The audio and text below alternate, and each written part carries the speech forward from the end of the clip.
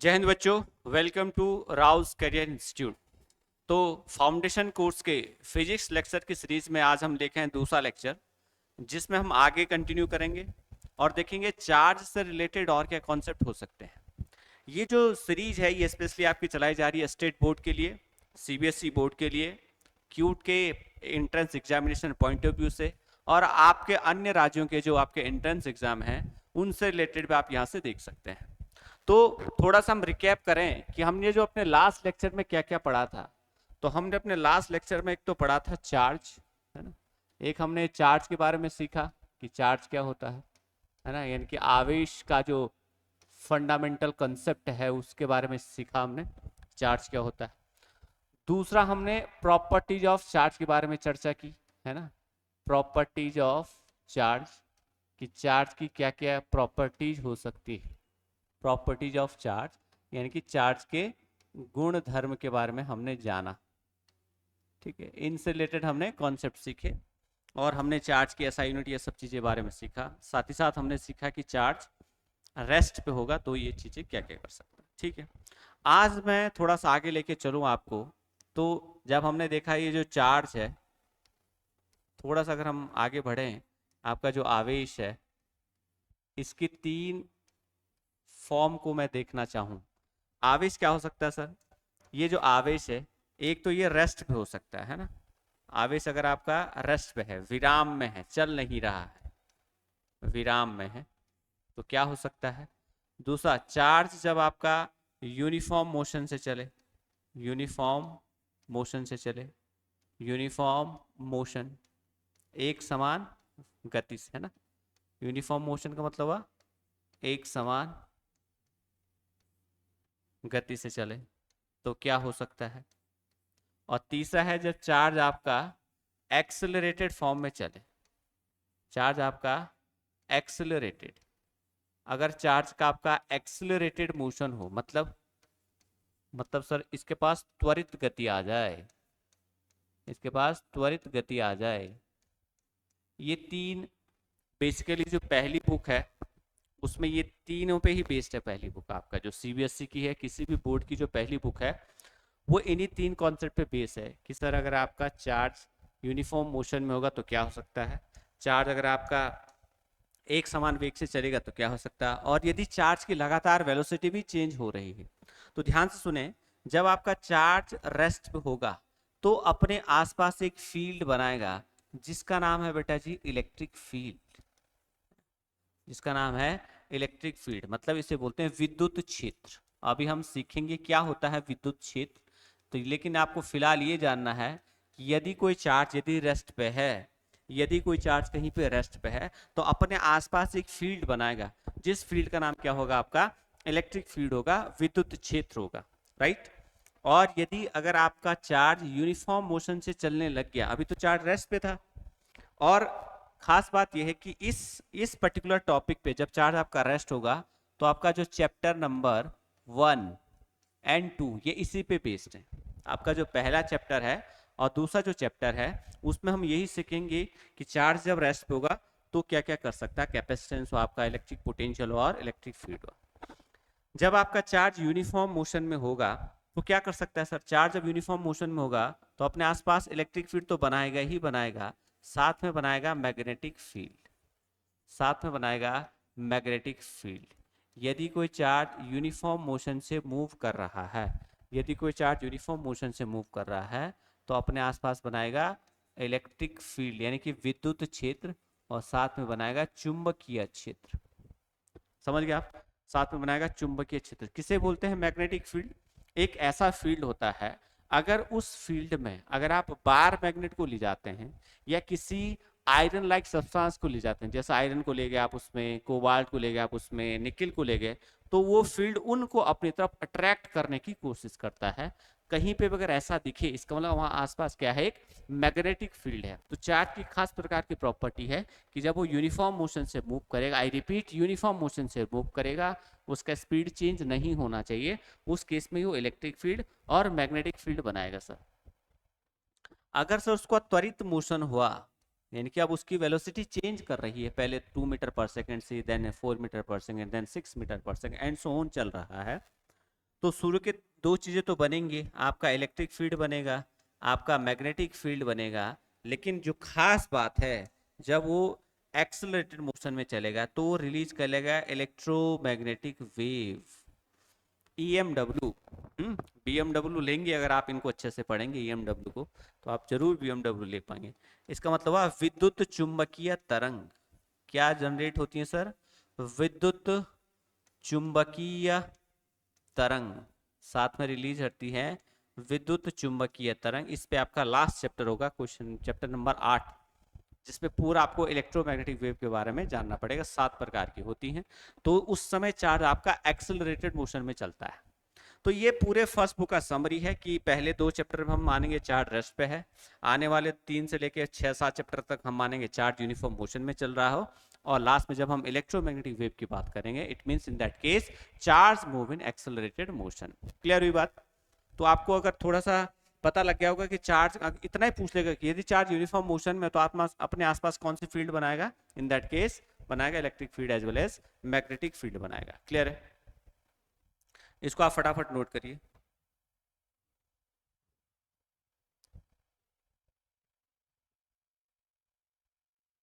ठीक, चलो नोट कर लिया, चले आगे। ठीक, अब मेरा प्रश्न आप लोगों से है, जरा सभी लोग यहाँ ध्यान देंगे प्लीज, कॉपी और पेन आप थोड़ा रखें और यहाँ देखिए ध्यान से। लेट्स से जरा देखिए ध्यान से, अगर मैंने कहा ये ए बॉडी है, ठीक है, इस ए बॉडी का नाम मैंने ए रखा, और इस पे सपोज पॉजिटिव चार्ज है, ओके, और इसके बगल में हमने बी बॉडी को लाया है बॉस, ठीक है, और ये क्या देखा, ये जो बी बॉडी है ये इस ए बॉडी की तरफ अट्रैक्ट हो रही है, ध्यान से सुनेंगे आप, ये इस बी बॉडी की तरफ अट्रैक्ट हो रही है। तो क्या आप मुझे बताएंगे कि इस बी बॉडी पे क्या चार्ज होगा? क्या आप मुझे बता सकते हैं? ये ए बॉडी है, इस पे आपका धनात्मक आवेश है है ना? पॉजिटिव मतलब क्या? धनात्मक आवेश है। सॉरी, बताइए इस बी बॉडी पे कौन सा चार्ज हो सकता है? सोच के बताइए आप लोग। चलो, उम्मीद है आप लोगों ने आंसर कर लिया होगा, लेकिन हो सकता है कई बच्चे गलत हों। मैं जहां तक समझ पा रहा हूं, कुछ ही बच्चे होंगे जो कह रहे होंगे सर इस पे होगा नेगेटिव चार्ज, है ना? कई बच्चों का आंसर होगा सर इस पे नेगेटिव चार्ज होगा। ऐसे कितने बच्चे हैं जिनको लगता है नेगेटिव चार्ज है ना? ऋणात्मक आवेश होगा सर इस पे सर ऋणात्मक आवेश होगा, क्योंकि सर अनलाइक चार्ज क्या करते हैं, एक दूसरे को अट्रैक्ट करते हैं। लेकिन ध्यान से सुनिए आप, एक पॉसिबिलिटी ये है, कोई दिक्कत वाली बात नहीं सर, इस पे नेगेटिव चार्ज हो सकता है, क्योंकि सर अगर ये प्लस है तो इस पे नेगेटिव होगा, तो एक पॉसिबिलिटी है बेटा, ये न्यूट्रल भी हो सकती है। ध्यान से सुनेंगे आप, ये आपका न्यूट्रल बॉडी भी हो सकती है, यानी कि न्यूट्रल बॉडी का मतलब हुआ ये आपका उदासीन भी हो सकती है, मतलब उदासीन, उदासीन हो सकती है ना? मतलब क्या हुआ, ऐसा हो सकता है कि अगर ये प्लस है तो इस, अगर ये उदासीन हुआ तो होगा क्या कि इसके जो निगेटिव हैं वो ड्यू टू इस तरफ आ जाएंगे एक तरफ, क्योंकि और सारे प्लस एक तरफ चले जाएंगे। ऐसे ऐसा नहीं हो सकता क्या, बताओ? तभी तो देखो, ड्यू टू पोलराइजेशन, ध्रुवीकरण की वजह से ये बॉडी इसकी तरफ अट्रैक्ट हो जाएगी। इसलिए ध्यान से सुनेंगे, जब बोले कि एक बॉडी चार्ज बॉडी है और वो किसी दूसरी बॉडी को अपने तरफ अट्रैक्ट कर रही है, इन दैट केस आप ये नहीं बोल सकते उस पे चार्ज कौन सा है। दो पॉसिबिलिटी जनरेट हो जाएंगे, एक न्यूट्रल कहानी हो जाएगी और एक क्या हो जाएगा, उसका जस्ट अपोजिट वाला हो जाएगा। इसका मतलब हुआ कि जो अट्रैक्टिव वाला है, ये जो अट्रैक्शन वाला कॉन्सेप्ट है, ये श्योर टेस्ट नहीं है कि चार्ज बॉडी पे कौन सा चार्ज है ना? ये आपका श्योर टेस्ट नहीं है। आप इस कंसेप्ट से नहीं आकलन कर पाएंगे कि बॉडी पे कौन सा चार्ज है, इस पे भरोसे करने वाला टेस्ट नहीं है। लेकिन अगर ऐसा बोला जाए कि एक बॉडी ये है और इस पे पॉजिटिव चार्ज है, इस बॉडी का नाम ए है, और एक आपकी दूसरी बॉडी है बी, ठीक, और का इस ये बी बॉडी ए से रिपेल हो रही है, विकर्षित हो रही है, प्रतिकर्षित हो रही है ना? ये से प्रतिकर्षित हो रही है, तो क्या बता पाएंगे बी पे कौन सा चार्ज है? इस बार आप लोगों ने सही सोचा, और बिल्कुल इस बात का आपको शाबाशी देनी पड़ेगी, इस पे भी कौन सा चार्ज होगा? पॉजिटिव चार्ज होगा सर, क्योंकि लाइक लाइक क्या करते हैं, रिपेल करते हैं। ये आपका श्योरिटी है, इसमें आप श्योर से कह सकते हैं, इसलिए इसको बोलते हैं श्योर टेस्ट। जो रिपल्शन वाला कंसेप्ट है, प्रतिकर्षण वाला कंसेप्ट है, ये बिल्कुल आप इस पे भरोसा कर सकते हैं कि अगर एक बॉडी दूसरे बॉडी को रिपेल कर रही है, इन दैट केस उस बॉडी पे उसका सेम चार्ज आ जाएगा, यानी कि अगर ये पॉजिटिव है तो ये पॉजिटिव होगी, तभी तो रिपेल कर रही है। इसलिए जब भी रिपल्सन वाला कॉन्सेप्ट होगा वो आपका श्योर टेस्ट है, मतलब वो भरोसे लायक टेस्ट है, उस पर आप बोल सकते हैं हाँ इस पे पॉजिटिव चार्ज है। लेकिन इस केस पे आप नहीं बोल सकते थे क्योंकि यहाँ पे दो पॉसिबिलिटी है, इसलिए अट्रैक्शन वाला श्योर टेस्ट नहीं है। बहुत इंपॉर्टेंट पॉइंट है, नोट कर लीजिए आप लोग, ठीक है? फटाफट नोट करो बेटा। नोट कर लिया, वेरी गुड, चलें आगे, ठीक है। अब जरा एक और चीज, एक और कॉन्सेप्ट की बात करते हैं। सपोज जरा देखें, ये ए बॉडी है मेरे पास, ठीक है, थोड़ा मैं इसको बीच में बनाता हूँ। ये बेटा मेरे पास ए बॉडी है और ये वो केस है, ये ए बॉडी है। इस समय क्या है सर इसमें, इस समय इसके पास जितने नंबर ऑफ इलेक्ट्रॉन है उतने ही इसके पास नंबर ऑफ प्रोटॉन है, ध्यान से सुनेंगे आप, ठीक है? अभी ये जो बॉडी है ये न्यूट्रल बॉडी है। कैसी बॉडी है ये? न्यूट्रल बॉडी है। न्यूट्रल का मतलब ये नहीं है कि उसके पास चार्ज नहीं है, ध्यान से सुनेंगे आप, मैं रिपीट कर रहा हूं, यदि किसी बॉडी, कोई बोले कि कोई बॉडी है जिसके पास आवेश ही नहीं है तो ये गलत स्टेटमेंट है। हर बॉडी के पास आवेश होता है। आवेश का मतलब भाई नंबर ऑफ इलेक्ट्रॉन है, नंबर ऑफ प्रोटॉन है। नेट चार्ज की बात अलग है। कुल आवेश अगर किसी के पास जीरो है, कुल आवेश, आई रिपीट, नेट चार्ज अगर किसी के पास जीरो है तब हम उसे कहेंगे न्यूट्रल बॉडी। और इस केस में जब इसको मेजर किया गया तो इसका मास निकला, हमने लिखा Ma। कोई दिक्कत नहीं सर, कोई दिक्कत वाली बात नहीं। अब हमने क्या किया, इस बॉडी को एक बार पॉजिटिव चार्ज किया है ना, हमने इसको धनात्मक आवेश दिया। और उस केस में अब आप जानते हैं जब किसी बॉडी के पास धनात्मक आवेश आएगा तो आप जानते हैं, तो हमने इसका मास किया, तो हमने बोला इसका जो मास है वो हमने बोला Ma+, है ना, कि भाई इस पे पॉजिटिव चार्ज आ गया तो Ma+ बोला। एक बार हमने इस बॉडी को निगेटिव चार्ज किया तो उस बार इसका मास कैलकुलेट किया गया तो उस मास को बोला Ma-। समझ गए आप? ये तीनों केस आपके पास है। इस केस में क्या होगा सर कि जब आप बॉडी को पॉजिटिव चार्ज कर रहे हैं, इसका मतलब क्या होगा, यहाँ पे नंबर ऑफ प्रोटॉन ज्यादा होंगे नंबर ऑफ इलेक्ट्रॉन से, कोई दिक्कत वाली बात नहीं है। और इस केस में क्या होगा कि जो नंबर ऑफ इलेक्ट्रॉन है that is greater than number of proton. अब मैं ये कह रहा हूं कि बताओ इस बॉडी का मास ज्यादा होगा, इस बॉडी का मास ज्यादा होगा, या इस बॉडी का मास ज्यादा होगा, या तीनों का मास सेम होगा? क्या लगता है? एक बार सेम बॉडी को हमने पॉजिटिव चार्ज किया, एक बार सेम बॉडी को हमने निगेटिव चार्ज किया, और मैं कह रहा हूं कि द्रव्यमान को लेकर आपको क्या विचार है? क्या लगता है आपको कि किसका मास ज्यादा होगा और किसका मास कम होगा? सोच के बताइए, फटाफट बताइए। बिल्कुल, तो जरा देखिए, आप लोगों ने सोचा होगा तो ध्यान रखेंगे, इस केस में नंबर ऑफ इलेक्ट्रॉन बराबर क्या था? Number of proton. और मैं आपको बता दूं कि जो मास ऑफ प्रोटॉन होता है वो कितना होता है सर? वो लगभग होता है 1.6 इंटू 10⁻⁻27 kg। और जो मास ऑफ इलेक्ट्रॉन होता है वो होता है 9.1 इंटू 10⁻31 kg। प्रीवियस लेक्चर में सर आपने बोला था कि जब भी किसी बॉडी को चार्ज किया जाएगा तो प्रोटॉन अपने जगह से कहीं नहीं जाएगा। इसमें भी उतने प्रोटॉन हैं, इसमें भी उतने प्रोटॉन हैं, और इसमें भी उतने प्रोटॉन हैं। बट ये है सर कि यहाँ पे कैसा हो गया, प्रोटॉन यहाँ ज्यादा हो गया, प्रोटॉन यहाँ कम हो गया। हमने बोला जब भी कोई बॉडी चार्ज होगी तो इलेक्ट्रॉन ही ट्रांसफर करेगा। अगर यहाँ पे प्रोटॉनों की संख्या बढ़ी है, इसका मतलब यहाँ से इलेक्ट्रॉन निकल गए होंगे, इसको यहाँ से इलेक्ट्रॉन निकल गए होंगे, और जैसे इलेक्ट्रॉन निकलेगा साथ में लेके जाएगा इतना मास। अगर एक इलेक्ट्रॉन जाएगा तो इतना मास लेके जाएगा, दो इलेक्ट्रॉन जाएंगे तो इसका डबल मास लेके जाएगा। और यहाँ पे क्या होगा सर, यहाँ पे इलेक्ट्रॉन लाए गए होंगे, है ना, यहाँ पे इलेक्ट्रॉन लाए गए होंगे और यहाँ से इलेक्ट्रॉन चले गए होंगे, तो जितने इलेक्ट्रॉन आएंगे उतना मास आएगा।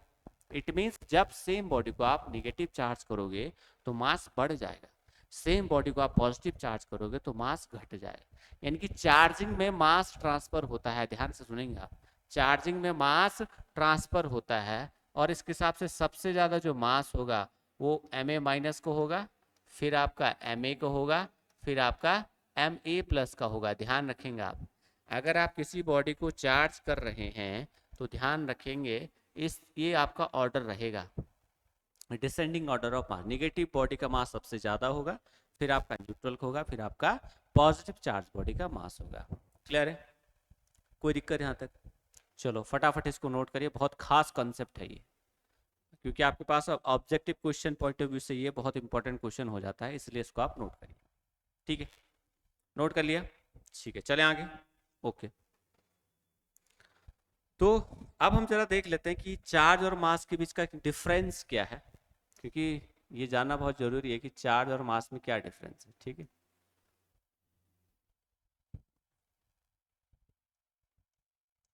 एक तरफ मैं लिख देता हूं चार्ज, है ना, यहां पे मैंने लिखा चार्ज यानी कि आवेश, और एक तरफ मैं लिख रहा हूं मास, है ना, यानी कि द्रव्यमान। वन बाय वन जरा फटाफट बताते जाएंगे क्या क्या डिफरेंस है। पहला डिफरेंस सभी लोग बताएं, पहला डिफरेंस आप लोग बताएं क्या होता है, पहला डिफरेंस बताएं। हाँ, ध्यान रखेंगे, ये जो चार्ज है, जो आपका फोर्स लगेगा, है ना, फोर्स इस केस में दो बॉडी के पास अगर चार्ज है, ध्यान से सुनेंगे, दो बॉडी के पास अगर चार्ज है तो उनके बीच में एक फोर्स लगती है, और वो फोर्स आपकी रिपल्सिव भी हो सकती है, ध्यान से सुनेंगे आप, वो फोर्स आपकी रिपल्सिव भी हो सकती है और अट्रैक्टिव भी हो सकती है। यानी कि सर, दो चार्ज के बीच में, दो चार्ज के बीच में प्रतिकर्षण भी हो सकता है, दो चार्ज के बीच में प्रतिकर्षण भी हो सकता है, और या आकर्षण भी हो सकता है ना भाई। अगर अपोजिट नेचर के होंगे तो आकर्षण हो जाएगा, सेम नेचर के होंगे तो प्रतिकर्षण हो जाएगा। लेकिन लेकिन लेकिन लेकिन अगर आप देखेंगे मास के बीच में, अगर दो बॉडी के पास मास है तो ऑलवेज, सदैव, ऑलवेज अट्रैक्टिव फोर्स लगेगी सर, ऑलवेज अट्रैक्टिव, यानी कि सदैव आकर्षण होगा, विकर्षण नहीं होगा। खास डिफरेंस समझ गए? यदि दो चार्ज हैं, उनके बीच में प्रतिकर्षण भी हो सकता है, रिपल्सन भी हो सकता है और अट्रैक्शन भी हो सकता है। बट अगर दो मासेस हैं, दो बॉडी हैं, उनके बीच में अगर आप देखेंगे फोर्स ऑफ ग्रेविटेशन, इसको क्या कहते हैं, फोर्स ऑफ ग्रेविटेशन, गुरुत्वाकर्षण का बल। ये आपने क्लास 11th में पढ़ लिया होगा, अगर आपने नहीं पढ़ा तो आप हमारे 11th वाले क्लासेस के बैच में चेक कर सकते हैं। ठीक है, तो फोर्स ऑफ ग्रेविटेशन। दूसरा, दूसरा क्या है सर, दूसरा कोई डिफरेंस बताइए भाई इसमें। ठीक है सर, ऑलवेज। दूसरी बात, ये जो चार्ज हैं, है ना, ये जो चार्ज हैं, आपके जो आवेश हैं, ये सर हमेशा या तो पॉजिटिव हो सकते हैं ना, चार्ज क्या हो सकते हैं सर, या तो सर आपके नेगेटिव हो सकते हैं या आपके पॉजिटिव भी हो सकते हैं ना भाई। आपने देखा नेगेटिव चार्ज और पॉजिटिव चार्ज, दो प्रकार के चार्ज हो सकते हैं। लेकिन सर यहाँ पे जो मास है ना, मास, किसी वस्तु का जो मास होगा या किसी वस्तु का जो द्रव्यमान होगा, वो सदैव, ध्यान रखेंगे, वो ऑलवेज पॉजिटिव होगा, नेगेटिव नहीं होगा, ऑलवेज पॉजिटिव, हमेशा धनात्मक होगा, हमेशा धनात्मक होगा। ठीक है, कभी भी किसी बॉडी का मास नेगेटिव नहीं हो सकता। क्लियर है? Now come to the third point. Third point क्या है जरा बताइए आप लोग, थर्ड पॉइंट क्या हो सकता है जरा सुनिए। जो चार्ज है ना, चार्ज है वो कंजर्व है, यानी कि आपका जो आवेश है वो संरक्षित है, आवेश आपका संरक्षित है, इसको कंजर्व किया जा सकता है। लेकिन मास अभी भी कंजर्व नहीं है। क्यों नहीं है मास कंजर्व? जो आपका जो मास है नॉट कंजर्व। क्यों बताओ जरा? मास संरक्षित नहीं है ना, लिख देंगे यहाँ पे, द्रव्यमान संरक्षित नहीं है। क्यों, कोई बताएगा? द्रव्यमान संरक्षित क्यों नहीं है? इसलिए नहीं है सर, क्योंकि आपका जो मास है उससे आप एनर्जी बना सकते हैं। देखो, मास को आप ऊर्जा में कन्वर्ट कर सकते हैं और ऊर्जा को आप मास में कन्वर्ट कर सकते हैं। ध्यान से सुनेंगे आप, मास को आप ऊर्जा में कन्वर्ट कर सकते हैं और ऊर्जा को आप मास में कन्वर्ट कर सकते हैं, इसलिए कंजर्व नहीं है। लेकिन चार्ज का ऐसा फंडा नहीं है, charge always conserve, charge always conserve. Clear? ठीक है जी, बढ़ते हैं नेक्स्ट पॉइंट की तरफ। और कोई पॉइंट जरा बताएं। चौथा पॉइंट, चौथा पॉइंट बता फटाफट। ये क्या है? चार्ज क्या है? क्वांटाइज्ड है। चार्ज क्या है? क्वांटाइज्ड है ना? चार्ज क्वांटाइज है मतलब क्वांटीकरण है इसका। लेकिन ये जो मास है ये बेटा क्वांटाइज नहीं है, मास क्वांटाइज नहीं है ना? मास जो आपका द्रव्यमान है इज नॉट क्वांटाइज्ड, ये इसका क्वांटीकरण नहीं है ना? मास क्वांटाइज नहीं है। देखो जैसे चार्ज क्या था? इलेक्ट्रॉन का इंटीग्रल मल्टीपल था। मास ऐसा नहीं, मास 2.99 केजी हो सकता है, मास 3.6732 केजी हो सकता है, मास 46 केजी हो सकता है, नेचुरल नंबर में भी हो सकता है, पॉइंट में भी हो सकता है, किसी का मल्टीपल नहीं है मास, लेकिन ये मल्टीपल है सर। ठीक है, लास्ट पॉइंट लिखने जा रहे हैं, इसको यहीं एडजस्ट कर लेते हैं। पांचवा पॉइंट है, ये जो चार्ज है ये स्पीड पे डिपेंड नहीं करता है ना? चार्ज, इसको दूसरे उसमें लिखते हैं ना क्योंकि खास, इतना नोट कर लिया आपने? ठीक है, जो हम लास्ट पॉइंट लिखने जा रहे हैं, ध्यान से सुने आप, यहां देखें। जो लास्ट पॉइंट है आपका फिफ्थ, चार्ज चेंज नहीं, charge does not, charge does not change with speed of body. ठीक है, आपका जो आवेश है, आपका जो आवेश है, आवेश वस्तु के चाल पर, वस्तु के चाल पर निर्भर नहीं करता। ठीक है, निर्भर नहीं करता है। ठीक है बॉस, आपकी स्पीड कितनी भी हो जाए लेकिन आपका आवेश चेंज नहीं होगा। लेकिन इंतु किंतु परंतु, लेकिन आपका मास के साथ ऐसा नहीं है सर। लेकिन मास के साथ क्या है? मास चेंज, ध्यान से सुनेंगे, mass change with speed of body. आपका जो द्रव्यमान है वो वस्तु के चाल के साथ चेंज होता रहता है, यानी कि जो द्रव्यमान है, द्रव्यमान वस्तु के,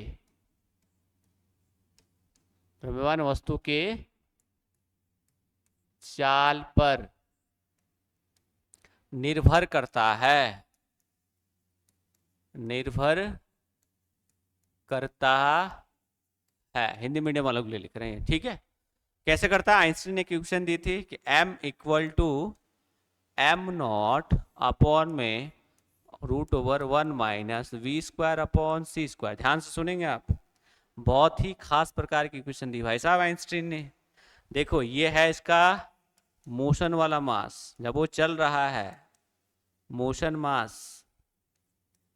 यह है इसका रेस्ट मास, जब वो विराम में है। v है उसकी स्पीड ऑफ बॉडी, वो किस चाल से चल रहा है। c क्या है? Speed of light. Very very important. ये कुछ इक्वेशन दी थी आइंस्टीन ने कि जब किसी वस्तु को v साल से चलाया जाएगा तो उसका मास चेंज होगा, यानी कि स्पीड बढ़ने पे, ध्यान से सुनिए, कंक्लूजन ये है सर, अगर वेलोसिटी बढ़ेगी तो ध्यान रखने मास भी बढ़ेगा। बहुत इंपॉर्टेंट पॉइंट है, ध्यान रखेंगे। चाल बढ़ने पर, ध्यान से सुने, चाल बढ़ने पर द्रव्यमान बढ़ेगा बॉस। आप चाहे इस बात को मानो चाहे ना मानो। फील आपको तब होगा जब आप कंपेरेबल स्पीड ऑफ लाइट के चलेंगे, क्योंकि जब आप मॉडर्न फिजिक्स पढ़ेंगे, मॉडर्न फिजिक्स, वहां पे आप देखिए कि हम इलेक्ट्रॉन का रेस्ट मास अलग से लेते हैं और इलेक्ट्रॉन का मोशन वाला मास अलग से लेते हैं। ऐसा इसलिए लिया जाता है क्योंकि इलेक्ट्रॉन का जो स्पीड है वो कंपेरेबल है लाइट के, इसलिए उसका मास चेंज हो जाता है। हमारी और आपकी स्पीड तो बहुत कम है। कितना भगा लेंगे हम गाड़ी? 80 किलोमीटर पर आवर। और स्पीड ऑफ लाइट देखो आप 3 इंटू 10⁸ मीटर पर सेकेंड, बहुत ज़्यादा गैप है, इसलिए हमें फील नहीं होता। बट एक्चुअली जैसे जैसे स्पीड बढ़ेगा वैसे वैसे आपका मास बढ़ता है। समझ गए बात आप? उम्मीद है आपको समझ गए होंगे कॉन्सेप्ट, इसमें कोई दिक्कत वाली बात नहीं है। ठीक है, चले आगे, नोट करो फटाफट। ठीक है, चलो अब है मेथड ऑफ चार्जिंग, है ना? अब क्या है? Method of charging.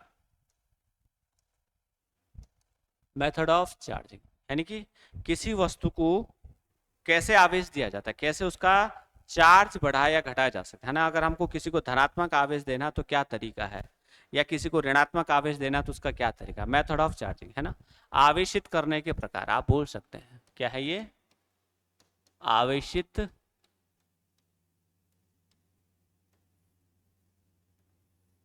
आवेशित करने के प्रकार।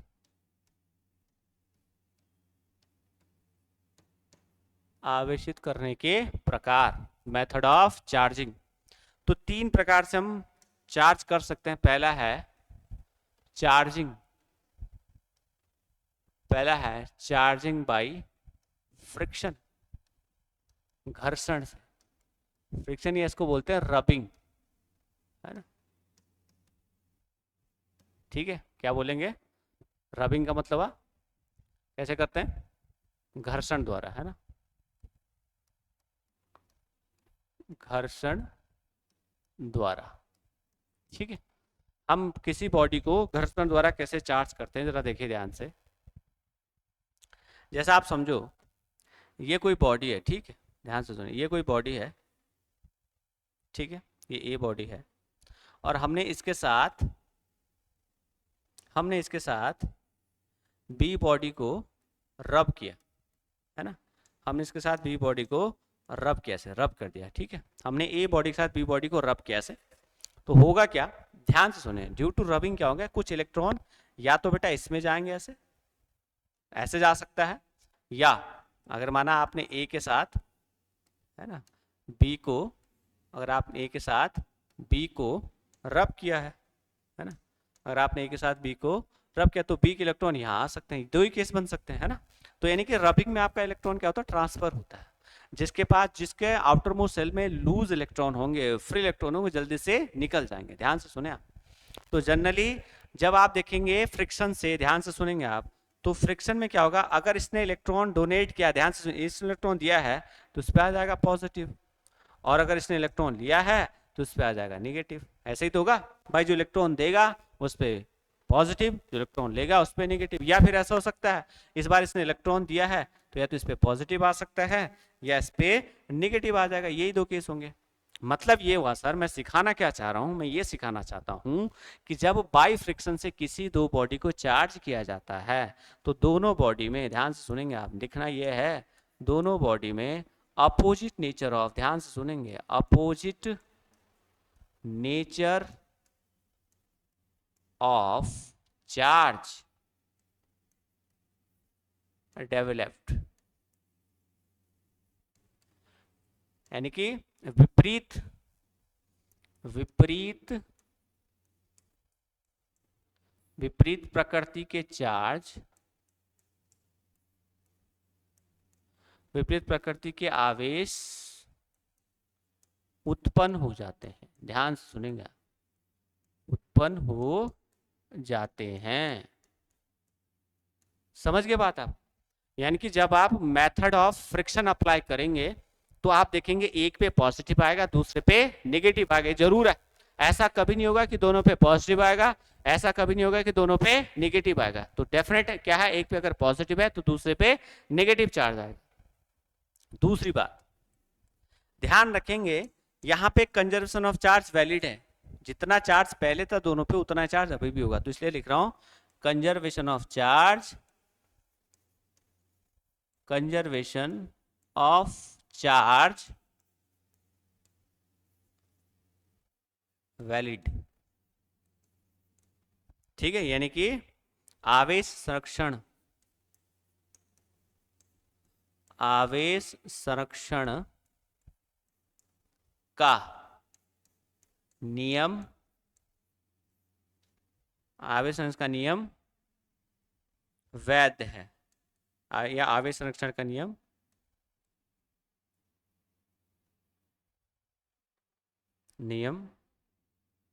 आवेश संरक्षण के नियम को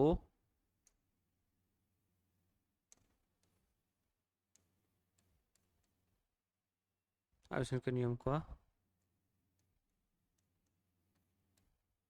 नियम का पालन है। ठीक है, तो भाई देखिए इसमें आवेश संरक्षण के नियम का पालन है। ऐसा नहीं होगा कि रबिंग से पहले का चार्ज अलग है और रबिंग के बाद का चार्ज ऐसा नहीं है, जितना पहले था उतना ही बाद में रहेगा, इसलिए कंजर्वेशन ऑफ चार्ज क्या आपका वैलिड है।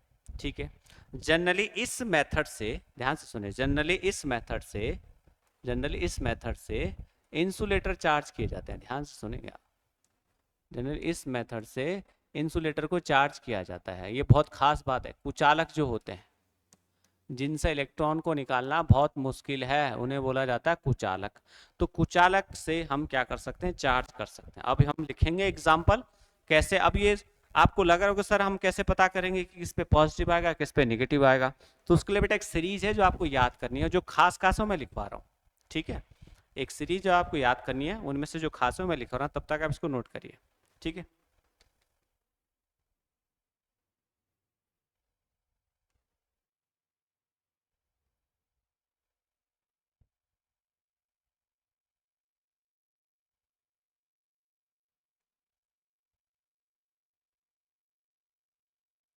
चलो भाई हो गया, लिख दिया। तो हम वो सीरीज बनाने की कोशिश कर रहे हैं, आपको वो लर्न करनी है। ठीक है, आपको वो लर्न करनी है। मैं यहाँ पे बना रहा हूँ उसको।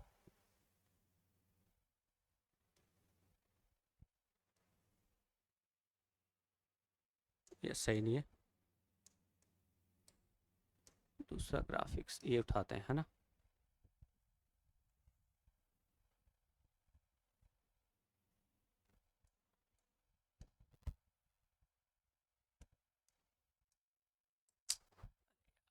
एक सेकेंड वेट करें आप,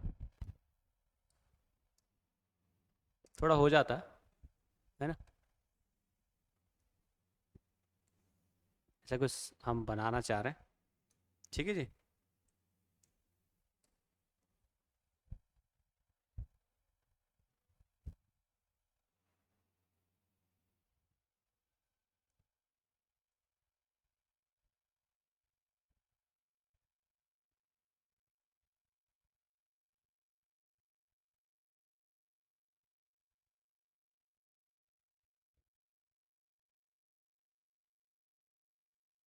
चलो यहाँ देखिए।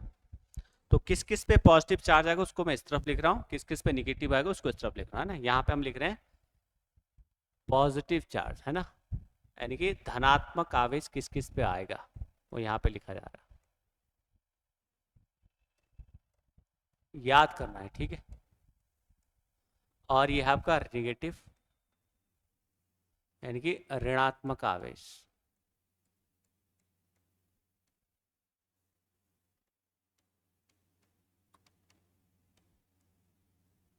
ठीक है भाई, तो पहला है, एक लाइन और ले लेते हैं आप।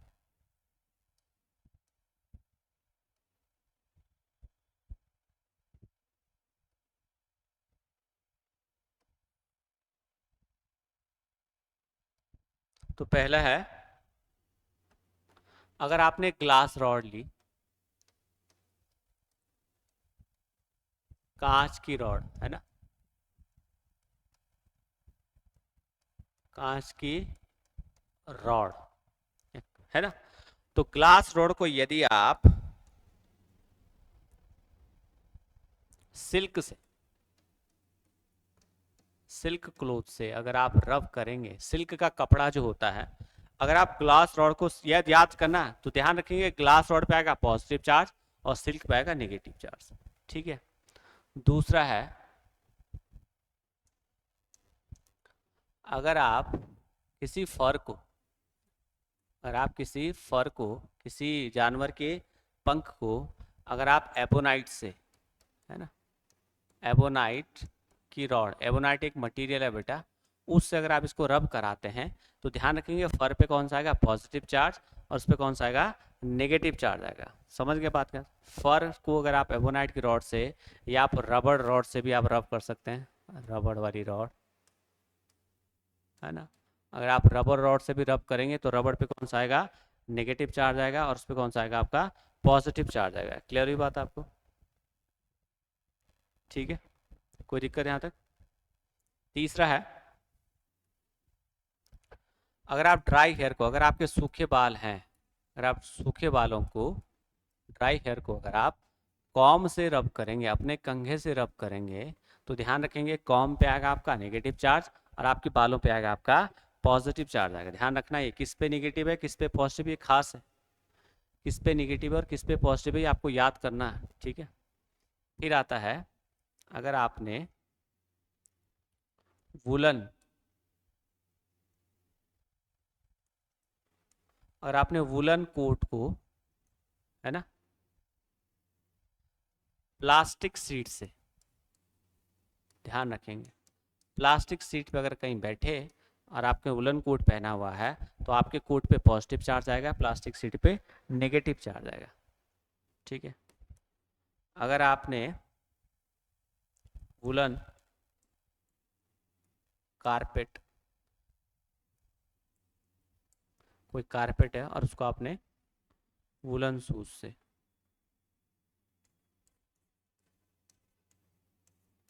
तो आप देखेंगे शूज पे कौन सा आएगा, पॉजिटिव चार्ज आएगा, उस पर कौन सा आएगा, नेगेटिव चार्ज आएगा। ठीक है जी, क्लियर हुई बात? तो ये चीज़ आप ध्यान रखेंगे, खास तौर पर आपसे ये कि फर वाला पूछा जा सकता है, ध्यान से सुनेंगे ये वाला, और एक आपका ग्लास रॉड वाला पूछा जा सकता है। ठीक है, तो देखेंगे ग्लास रॉड का आप सिल्क से करेंगे तो सिल्क पे नेगेटिव आएगा, ग्लास पे क्या आएगा, पॉजिटिव आएगा। फर को अगर आप करेंगे तो फर पे पॉजिटिव आएगा, और एबोनाइट की रॉड पे क्या आएगा, नेगेटिव आएगा। अगर आप ड्राई हेयर को कॉम से करेंगे तो कॉम पे क्या आएगा, नेगेटिव आएगा, ड्राई हेयर पे क्या आएगा, पॉजिटिव आएगा। वुलन कोट को अगर आप प्लास्टिक शीट से देखेंगे तो प्लास्टिक शीट पे क्या आएगा, नेगेटिव आएगा, वुलन कोट पे पॉजिटिव आएगा। अगर आपके पास वुलन कारपेट है और उसको आप वुलन शूज, वुलन शूज नहीं, केवल शूज लिखे आप, है ना, शूज लिखे या रबर शूज लिखे आप इसको, रबर शूज पे करेंगे तो इस पे कौन सा आएगा आपका, नेगेटिव आएगा, इस पे क्या आएगा, पॉजिटिव। ये आपको तीन चार चीजें याद रखनी है। बाकी आपके बुक में सीरीज दे रखी है कि जो हायर उस पे होगा पॉजिटिव आता है, जो लोअर पे रहेगा उस पे क्या आएगा, नेगेटिव आएगा। ध्यान रखेंगे आप। ठीक है, नोट कर लिया आपने? ठीक है जी, नोट किया, ये कोई दिक्कत वाली बात नहीं होनी चाहिए। डन, चले आगे। क्लियर है? टाइम देख लेते हैं एक बार। ठीक है, अब है, ये तो था बाई फ्रिक्शन। दूसरा मेथड क्या है, देखिए ध्यान से, दूसरा मेथड है चार्जिंग बाई, दूसरा क्या है, चार्जिंग बाई कंडक्शन। ध्यान से सुनेंगे आप, चार्जिंग बाई कंडक्शन, है ना, मतलब क्या हुआ, चालन द्वारा, इसे बोलते हैं चालन द्वारा। कैसे चार्ज की जा रही बॉडी को, चालन द्वारा। ध्यान से सुनेंगे आप, दो बॉडी को हम चार्ज कर रहे हैं, लेकिन इस बार हम क्या कर रहे हैं, अब चालन द्वारा। चालन का मतलब क्या हुआ, ध्यान से सुनेंगे। पहला पॉइंट, चालन का मतलब हुआ दोनों को कांटेक्ट में लाएंगे, है ना, दोनों को एक दूसरे के कांटेक्ट में लाएंगे, यानी कि दोनों को क्या कराएंगे, कांटेक्ट कराएंगे। जैसा आप देखें ध्यान से यहाँ पे, सपोज ये ए बॉडी है, ठीक है, ये बेटा आपका ए बॉडी है और ये अभी न्यूट्रल बॉडी है, ठीक है, और मैं इस न्यूट्रल बॉडी के कांटेक्ट में ला रहा हूँ एक बी बॉडी को, ये बी बॉडी है, सपोज इस बी बॉडी पे पॉजिटिव चार्ज है। ध्यान से सुनेंगे, अब होगा क्या, जैसे ही कांटेक्ट में आएगा तो आप जानते हैं जो पॉजिटिव है इस पे नंबर ऑफ प्रोटॉन क्या है, ज़्यादा, और नंबर ऑफ इलेक्ट्रॉन क्या है, कम। तो होगा क्या, इससे देखो इस ए बॉडी से इलेक्ट्रॉन इस तरफ क्या हो जाएंगे, ट्रांसफर हो जाएंगे, क्योंकि इसके पास किसकी कमी है, इलेक्ट्रॉन की कमी है। ध्यान से सुनेंगे आप, जब चालन द्वारा हम एक न्यूट्रल बॉडी को एक चार्ज बॉडी से पार्शियली कांटेक्ट कराते हैं तो होगा क्या, अगर ये पॉजिटिव है तो इसके पास क्या है सर, इसके पास नंबर ऑफ इलेक्ट्रॉन कम है और नंबर ऑफ प्रोटॉन क्या है, ज्यादा, यानी कि इलेक्ट्रॉन का भूखा है, इसको इलेक्ट्रॉन चाहिए। तो बगल में मिला न्यूट्रल बॉडी, ये इलेक्ट्रॉन बॉडी से क्या खींच लेगा, इलेक्ट्रॉन को खींच लेगा। अब देखो न्यूट्रल बॉडी से इलेक्ट्रॉन चला गया, तो जब किसी से इलेक्ट्रॉन चला जाएगा ना बेटा, तो उस पर कौन सा चार्ज आएगा, पॉजिटिव चार्ज आएगा। इसका मतलब ये हो सर, कॉन्सेप्ट ये बोलता है सर कि जब कंडक्शन से आप किसी बॉडी को चार्ज करते हैं, ध्यान से सुने, जब आप कंडक्शन से किसी बॉडी को चार्ज कर रहे हैं तो यानी कि same type of charge transfer, बहुत खास बात है ये, same type of charge transfer होता है, ये आप ध्यान रखेंगे। समान प्रकार का आवेश स्थानांतरण हो जाता है ना, समान प्रकार का आवेश स्थानांतरित हो जाता है ना, समान प्रकाश का आवेश स्थानांतरित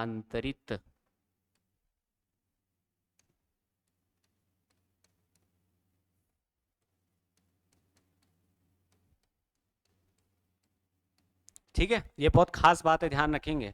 फ्रिक्शन में क्या था, दोनों अपोजिट नेचर के चार्ज आ जाते हैं। कंडक्शन में क्या है, अगर आपने न्यूट्रल बॉडी को पॉजिटिव के कांटेक्ट में लाया तो ये न्यूट्रल बॉडी पॉजिटिव चार्ज हो जाएगी। माना आप ऐसे करते हैं, आप ऐसा भी कर सकते हैं कि माना ये सी बॉडी थी, ये न्यूट्रल बॉडी है अभी, और आपने इसके कांटेक्ट में लाई पॉजिटिव नेगेटिव चार्ज बॉडी को, है ना, ये आपकी डी बॉडी है, इस पे नेगेटिव चार्ज। अब आप समझो नेगेटिव का मतलब क्या है, नंबर ऑफ इलेक्ट्रॉन ज्यादा है नंबर ऑफ प्रोटॉन से। अब क्या होगा, इसके पास इलेक्ट्रॉन ज्यादा है भाई, तो ये क्या करेगा, इसके इलेक्ट्रॉन ज्यादा है तो देगा अपने इलेक्ट्रॉन, भाई ज्यादा है तो क्या करेगा, देगा। अब डी से सी की तरफ क्या होंगे, इलेक्ट्रॉन ट्रांसफर हो जाएंगे। अब जो इलेक्ट्रॉन लेगा उस पर कौन सा चार्ज आ जाता है बॉस, उस पर आ जाता है नेगेटिव चार्ज, यानी कि सी बॉडी क्या हो जाएगी, नेगेटिव चार्ज हो जाएगी।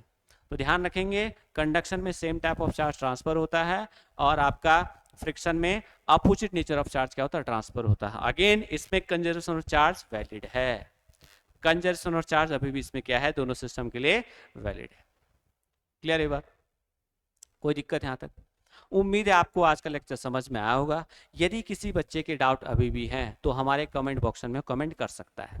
आने वाला सेशन हम बात करेंगे चार्जिंग बाय इंडक्शन, प्रेरण के द्वारा कैसे चार्ज किया जाता है। देन आफ्टर हम थोड़े बहुत क्वेश्चन करेंगे, फिर हम मूव करेंगे कूलॉम्स लॉ पे। ठीक है, किसी बच्चे का कोई डाउट है वो आपके कमेंट बॉक्स में कमेंट कर सकता है, हम उस कमेंट को पढ़ के अकॉर्डिंगली उसका आंसर कर देंगे। तो आज के लिए बस इतना ही है, पढ़ते रहिए। जय हिंद।